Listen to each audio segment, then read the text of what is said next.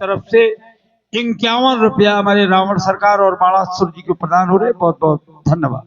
क्योंकि ये थोड़ा गदिष्ट भोजन है, इसको पचाने के लिए हाजमा थोड़ा दुरुस्त होना चाहिए, लेकिन प्रयास ये मंच के माध्यम से हमारा ये रहेगा कि आप सभी के समझ में अच्छी तरह से आ सके। प्रतियोगिता जो भी रखता है तो वो आगंतुकों की पूर्ण व्यवस्था भी करता है। यही तो होता है। यहां पर भी प्रतियोगिता हमने देखी, एक दिन में प्रतियोगिता हुई, तो उनके लिए भी कहां रुकना है, उनके लिए कैसी बैठक व्यवस्था होनी चाहिए, उनके साथ में हमें क्या व्यवहार करना चाहिए, यही सब होता है। जिस समय मैं राजा जनक के जीवन पर चिंतन करता हूं तो पाता हूं कि यहां पर जो राजा जनक का व्यवहार इन आगंतुकों के साथ में होना चाहिए वो उचित नहीं हो रहा। क्यों? क्योंकि जिस समय मैं बैठक व्यवस्था पर यहां पर ध्यान देता हूं कि राजा जनक ने इन आगंतुकों के लिए बैठक व्यवस्था कौन सी की है, तो पता चला कि 34 कंचन मंच विशाला और रचे जहां बैठे महिपाला। जो दीप दीप के राजा इस प्रतियोगिता में प्रतिभागी बनकर के उपस्थित हुए हैं, उनके लिए राजा जनक ने सोने का सिंहासन चारों ओर बनवा रखे हैं। राजाओं के बैठने के लिए राजा बैठ चुके, और राजा बैठ चुके अच्छी बात है, क्योंकि ये राजाओं के लिए है। अब विचार करने की बात एक ये है कि जो प्रतिभागी इस प्रतियोगिता में उत्तीर्ण होगा, विचार करने का विषय यह है कि जो प्रतिभागी इस प्रतियोगिता में उत्तीर्ण होगा तो उसके लिए भी तो कोई स्थान होना चाहिए, कोई आसन होना चाहिए। तो एक दृष्टि मेरी जा रही है, क्योंकि एक मंच ऐसा भी है और राजा जनक के द्वारा यह निर्माण कराया गया कि सब मंचनते मंच एक सुंदर विशद विशाल। लेकिन उस मंच की ओर जब मेरी दृष्टि जाती है तो वो मंच भी रिक्त नहीं है, वो भी भरा हुआ मंच है। और जब भरा हुआ मंच है तो यहां पर मैं सोचने के लिए, विचार करने के लिए ये विवश हो रहा हूं, या तो राजा जनक इन राजाओं के साथ में अच्छा व्यवहार नहीं कर रहा। क्यों? क्योंकि राजा जनक को यह संदेह है कि ये मेरी प्रतियोगिता पूर्ण होगी या न हो पाएगी। संदेह के घेरे में है।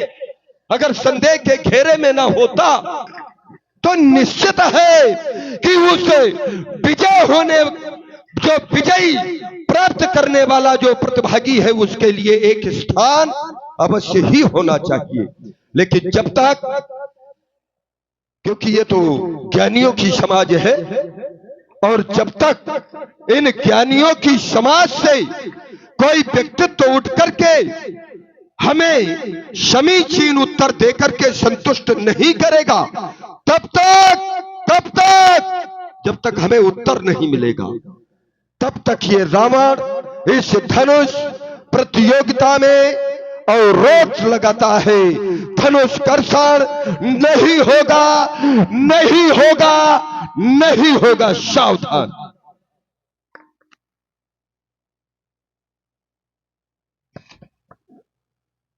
पौलस्त कुलभूषण, कंचन नगरी सम्राट, लंका के भगवान, जय जय भोलेनाथ की, जय जय भोलेनाथ। बलपुत्र बाण, जय जय श्री शंकर भगवान की। महाराज रावण की बातों को सभी ने बड़े ध्यान से सुना। इनके द्वारा अंत में एक बात रखी गई, बोले जब तक मेरी बात का समुचित उत्तर मुझे नहीं मिला तो मैं विरोध करूंगा, ये धनुष कर्षण नहीं होगा। अच्छा एक बात बताए, आज तक के इतिहास में प्रतिद्वंदी की बात को कभी दूसरे ने स्वीकारा ही नहीं है। हम यदि उत्तर दे भी देंगे तो हमें यह विश्वास है कि आप उसे स्वीकारेंगे नहीं, क्योंकि आपका जीवन परिचय ही ऐसा है कि आपने जीवन में कभी किसी की बात को माना ही नहीं है।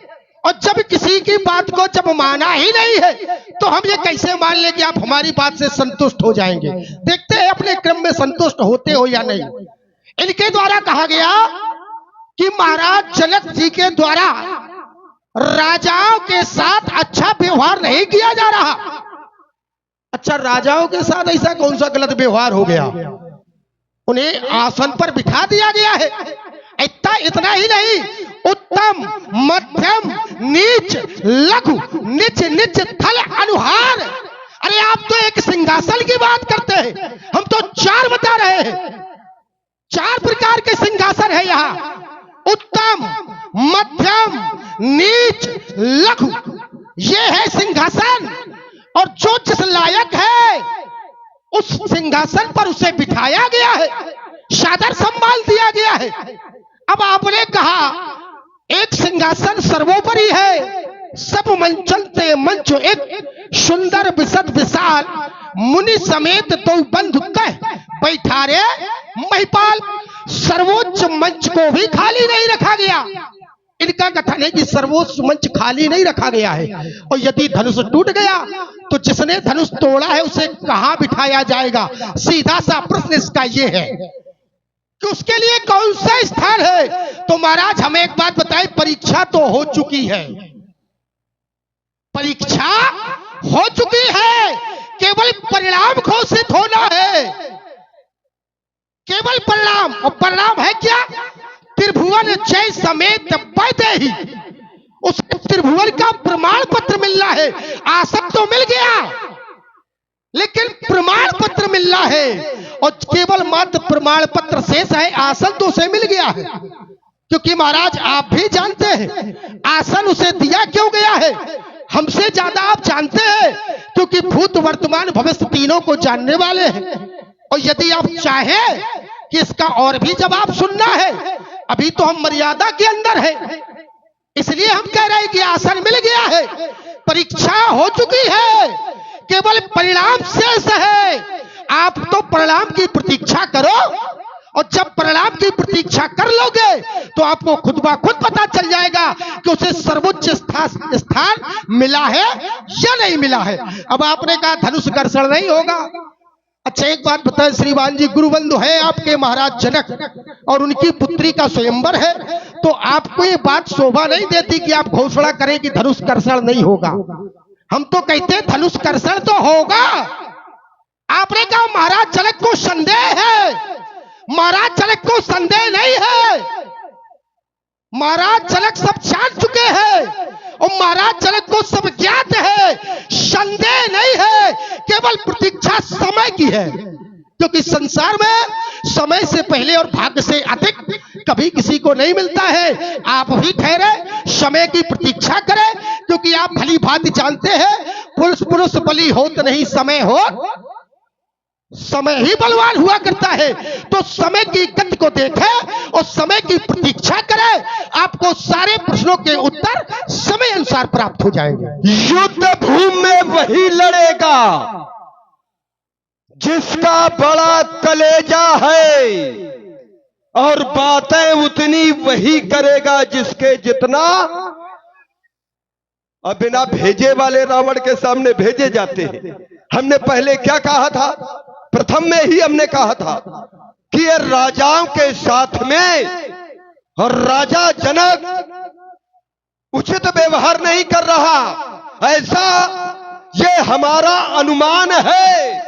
क्यों? क्योंकि एक जो सिंहासन हो सकता है कि वो सिंहासन जिसके लिए मैंने बात की थी, स्पष्ट किया था कि हो सकता है कि वो विजयी होने वाले उस प्रतिभागी के लिए आरक्षित किया गया हो, लेकिन उसको भी भर दिया गया है।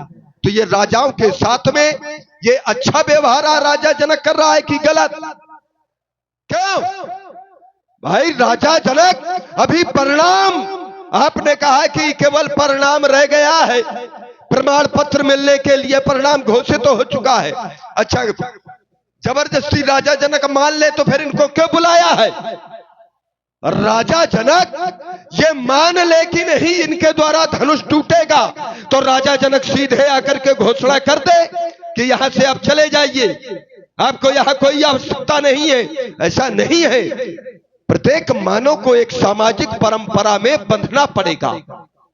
यही एक मानवता होती है, चाहे उस जगह राजा हो चाहे एक साधारण भाई। प्रतियोगिता हो रही है यहां पर, और प्रतियोगिता में तो मैंने यहां तक देखा है कि वरीयता क्रम में भी उसको स्थान दिया जाता है।